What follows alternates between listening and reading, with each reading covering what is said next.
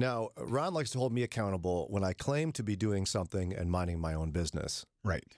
Because probably I'm not. Yep. Daria, on the other hand, I think it's one of your gifts. Okay. Minding your own business? You're not. I think you're pretty good at that. Okay, thanks. Although I think this time when you were out and about, or in Canada they'd say "oot and a boot," I think is what they say. Yep. You were not minding your own business. I was minding my own business. I was working. I was trying to get stuff done. Oh, but you saw something? Where were you? Tell us the story. So I was in a coffee shop, and kind of catty corner to me, there was a mom that sat down with her daughter, and daughter is on her tablet, eating a cookie. Mom's drinking her drink, and mom's on her phone. And then another lady comes in, who I'm assuming is grandma in this situation. She sits down. She just kind of sits there for a little bit, and then finally she leans over to her granddaughter, who's maybe like 7, 8, I don't know, and says, "Hey, tell your mom about your day at school."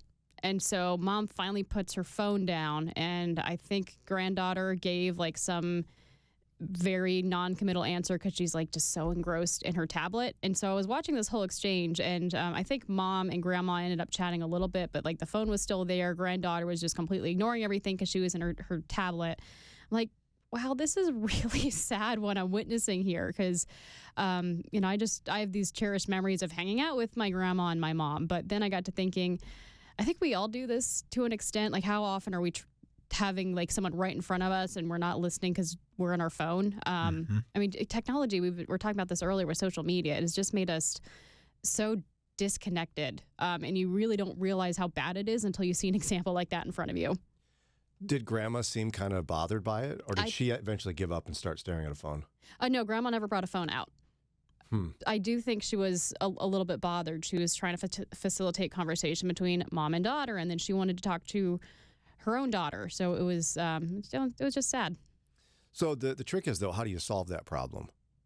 Right? Because, I mean, even a couple could find themselves, maybe you and Jimmy go out to dinner, you smile, you find your seat, chit-chat, phones. Stare at your phones until the food comes. Yeah, I think just keep them away. I mean, keep it in your coat pocket or your purse. Keep it in another room because we were talking earlier. I mean, they're literally addictive. They are designed to be addictive. Right. So I think just removing the temptation, focusing on the things that are really important. And I think, too, be really aware of how, I mean, I see this with a lot of different kids. They are glued to their screens. Like mom had the ability to put her phone down. This 7 or 8-year-old, she did not have the ability to remove herself from her tablet, even if she was asked a direct question. And I've seen some experts say you ought to even create times in the day that are phone free, like turn in your phones. Although that would be, most people would find that excessively irritating. Have you had a way to figure this problem out, Ron? Because you didn't have to deal with this with your kids, did you? Not really. They started having phones later. One thing I've seen done is like at a family meal, a Thanksgiving, Christmas kind of get together. You'll pass around a basket and everybody puts their phones in the basket and you have the meal. Nobody has their phone in their possession until the end of the meal. You can get up and get your phone back. And that way you ensure that everybody is, whether they like it or not, being part of the family conversations. Yeah, and I think on top of that, the next layer of problem we'll encounter is that we've lost the art of conversation. And so it may not be enough after all these years to just say, put your phone down, or I don't know that people know how to converse. And we've talked about this before, but I kind of lament the idea that curiosity is lost. We don't know how to ask each other questions. We make statements, we argue, but how do we genuinely find curiosity about our neighbor and build actual relationship through conversation? I think it's a lost art. I do too. I think it's going to take some time to right the ship, but I do think people are becoming more keen to the potential dangers of technology and are maybe trying to right things with their own children, so we'll see. And, you know, I think it's a great opportunity for Christians because we could become leaders in the art of conversation because it shows love for neighbor and interest in neighbor. It's a way for us to be different. And it's a way for us to build the relationship necessary to, in many cases, get permission to share the gospel. Because it It may occasionally work to just pretend like the person in front of you is the Facebook wall or whatever, and you're just going to like plant a bold statement on it and presume that that's going to change their life. Right. Other times you've got to build trust and relationship.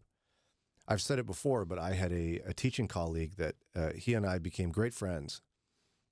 He was a very open agnostic, very indifferent about faith issues. Okay. It took probably 5 years for him to be open to a spiritual conversation.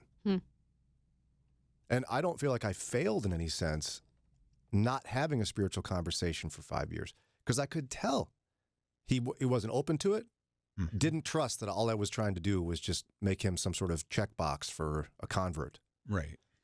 And he actually eventually asked me. Wow. Nice. Eventually, he leaned over at a conference, and during conferences, because nobody's parents were coming, just the consequence of where we were teaching. He was like, all right, so tell me this thing. How does this gospel thing work? He didn't say it in I want to get converted.